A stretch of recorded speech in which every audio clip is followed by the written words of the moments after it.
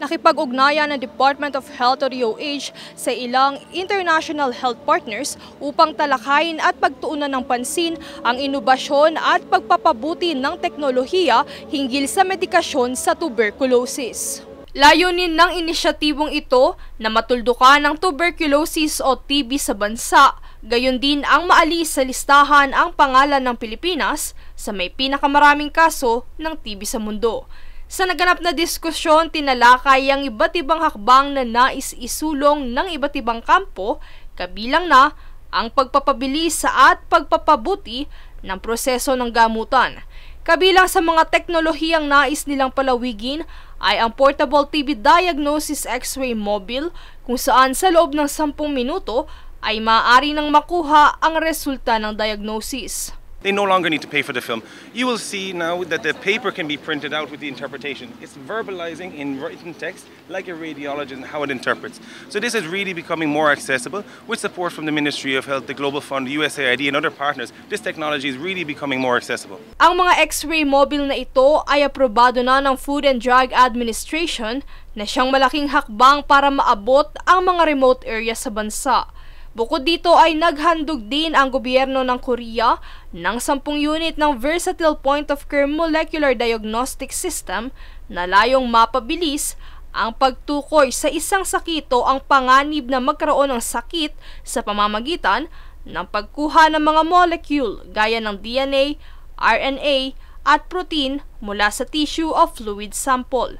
Hindi lamang TB ang maaaring i-diagnose sa teknolohiyang ito, kundi pati na rin ang ilan pang mga sakit gaya ng hypertension, cancer at marami pang iba.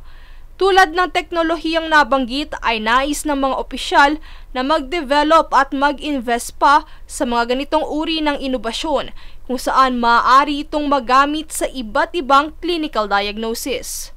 Samantala, isa sa mga problemang kailangan ding tugunan ay ang compliance ng mga pasyente pagdating sa gamutan, kaya't pahayag ni Health Secretary Teodoro Herbosa, we need to get that education and information out that if you're put on therapy, you need to end and complete the whole course, even if you're symptom-free after the first month. Because many of them feel so much better after the first month, but that's when the problem starts because they don't return. Kaugnay nito ang usapin sa pagpapalaganap ng tamang impormasyon at kamalayan sa publiko hinggil sa mga sintomas, sanhi, gamot at kung ano nga ba ang tuberculosis. Kaya't isa sa mga inisyatibo ng International Health Advocates ay ang ipalaganap ang edukasyon ukol sa bagay na ito, partikular na sa mga remote area sa Pilipinas sapagkat anila ang komunikasyon ang siyang pinaka-importanting bagay para may sakatuparan ang kanilang adhikain. We chose Manila as the first of the regional meetings that we will have. We will go in every region this year to try to bring awareness on tuberculosis, to try to raise the point that it's possible to end TB. We need political leadership and resources, and also to discuss about these targets that we have about the UN high-level meeting that we all need to reach. Dagdag pa ni Dr. Dichu, mainam kung makakapamalagi ng 5 araw ang mga doktor at magtuturo sa mga liblib na pamayanan nang sa gayon ay lubos na maintindihan ng mga residente ang kalagayan ng kanilang kalusugan, gayon din ang pagbabahagi ng impormasyon ukol sa iba't ibang sakit. Sa kasalukuyan sa tulong ng mga makabagong teknolohiya na mayroon ang sektor ng kalusugan, nasa 4 na buwan na lamang ang pinakamabilis na panahon ng gamutan sa sakit na ito. At balak pa itong pabilisin sa hinaharap kung saan layon ng sektor na pagtuunan ng pansin ang pag-invest sa mga teknolohiyang makatutulong sa gamutan.